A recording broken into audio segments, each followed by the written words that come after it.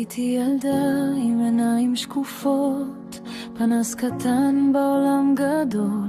לפני שנתיים איבדתי את האור, חשבתי שלא אמצא שוב את הכל. הסתכלתי במראה ולא הכרתי את מי שעומדת שם מולי, דוגמנית מבחוץ אבל נשמה שנלחמה עליי מבפנים. לאט לאט למדתי לנשום, לתת ללב שלי מקום, להזכיר לעצמי שאני שווה, שאני לא אשמה בשום דבר. הפכתי את הכאב לכוח, את הדמיון לתקווה, ואת כל מה ששובר אותי פעם היום אני מרכיבה חזרה.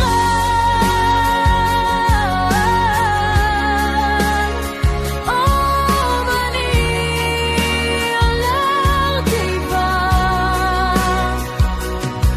אני הולכת קדימה בשקט, אבל כל צעד מרעיד עולם. מישהו ניסה לחבות אותי ואני מדליקה את עצמי מחדש כל יום.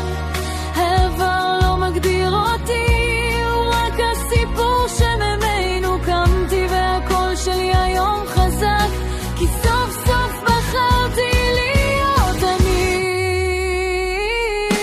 לאט לאט למדתי לנשום, לתת ללב שלי מקום, להזכיר לעצמי שאני שווה, שאני לא אשמה בשום דבר.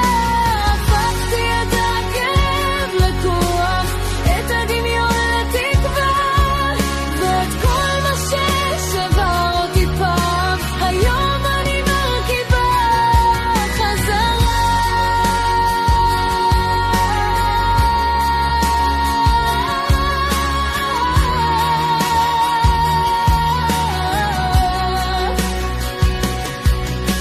ומי שם בחוץ שומעת ומרגישה אותו הדבר, שתדע שהלב שלה חזק יותר מכל מה